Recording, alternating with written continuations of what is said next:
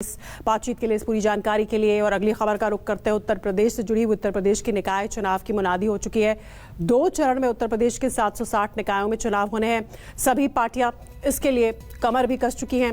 प्रत्याशियों के बीच टिकट की मारामारी भी शुरू हो चुकी है।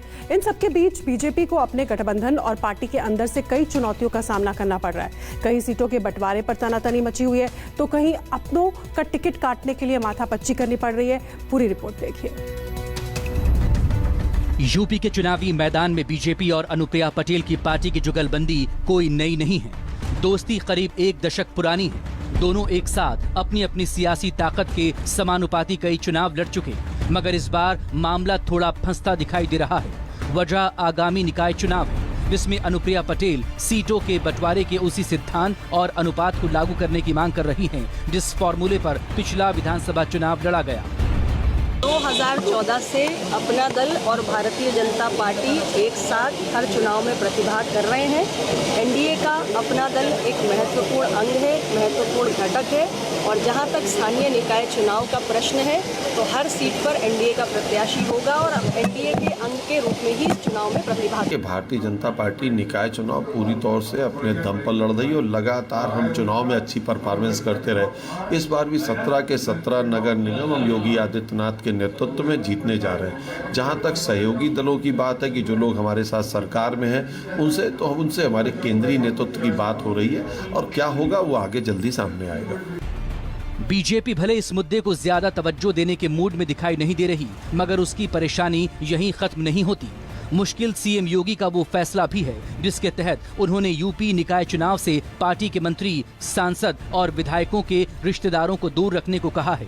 मगर पार्टी के कई बड़े नेता अपनी पत्नी, बेटे और बहू के टिकट के लिए एड़ी चोटी का जोर लगाते नजर आ रहे हैं।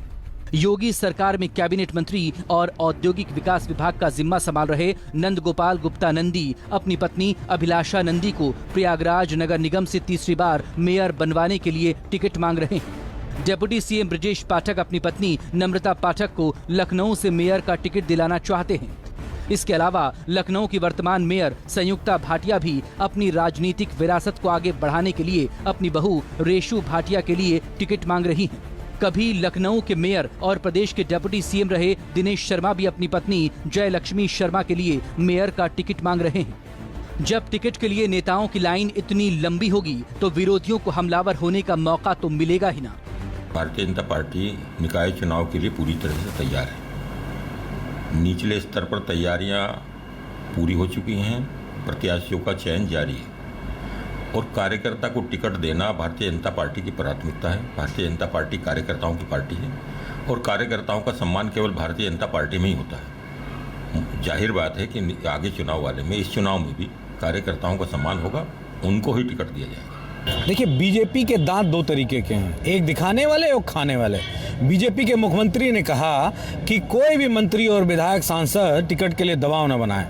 अगर हम पिछले चुनाव में चलते हैं, जो पंचायत का चुनाव हुआ था, तो बीजेपी ने कुछ ऐसा ही मुख्यमंत्री ने बयान दिया था, लेकिन लास्ट में जो रिपोर्ट आई थी, बीजेपी के विधायक, सांसद, मंत्रियों के पुत्र, पुत्रवधियों, भाई, भतीजों को ही टिकट दिया गया था। चाहे वो जिला पंचायत अध्यक्ष का हो, चाहे जिला पंचायत सदस्य का हो, चाहे ब्लॉक प्रमुख का हो, उसकी एक रिपोर्ट तक मीडिया के खबरों में, प्रिंट मीडिया में आई थी।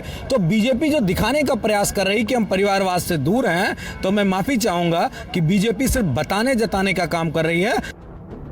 2021 के पंचायत चुनाव में बीजेपी एक हद तक परिवारवाद पर नकेल कसने में कामयाब हुई थी, मगर तब कई सीटों पर बागी उम्मीदवारों ने उसका खेल खराब कर दिया था। ऐसे में निकाय चुनाव को देखते हुए पार्टी के लिए न तो सीट और न ही टिकट बंटवारे की राह आसान दिखाई दे रही है।